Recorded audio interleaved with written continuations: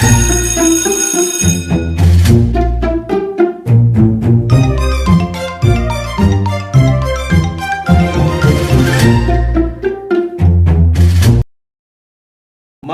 அனைவருக்கும் வணக்கம். வளமை போலவே இன்னைக்கும் நாங்க எளிமையா படிக்கக்கூடிய காணொலியை தான் இன்னைக்கு நாங்க பார்க்க போறோம். என்னோட பேர் சபாபதி மோகன்ராஜ். நீங்க பார்த்துட்டு இருக்கிறது மிஸ்டர் சார் யூடியூப் சேனல்.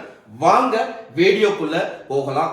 இன்னைக்கு நாங்க என்ன பார்க்க போறோம் அப்படின்னு சொன்னா, சார்க் நாடுகள் 8 மிக இலகுவா எப்படி ஞாபகம் வச்சுக்கிறது அப்படிங்கறத பார்க்க போறோம். அதுக்கு முதல்ல சார்க் அப்படின்னா என்ன அப்படிங்கறத நாங்க பார்த்துருவோம். South Asian association for regional cooperation தான் சார்க்னு சொல்லுவாங்க. இத தென்னாசிய நாடுகளுக்கான பிராந்திய கூட்டமைப்பு அப்படின்னு சொல்லுவாங்க. இது 1985 12ஆம் மாதம் 8ஆம் தேதி தான் இந்த அமைப்பு உருவாக்கப்பட்டிருந்துச்சு.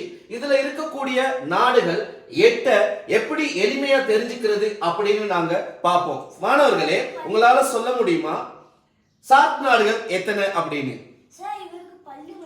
ஐயோ, இன்னைக்கு நாங்க பாட ஆரம்பிக்கிற முன்னாடியே பல்லு வலியா? பல்லு வலின்னு சொன்னீங்க இல்லையா? அப்ப வலிக்கு நாங்க இங்கிலீஷ்ல என்ன சொல்லுவோம்? Pain. Very good.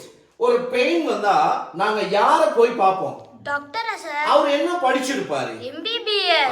Very good. அப்ப சார்க் நாடுகள் 8 மிக இலகுவா நாங்க தெரிஞ்சுக்கிறது எப்படின்னு சொன்னா, பெயின் MBBS. எஸ் மாணவர்களே, கவனிங்க.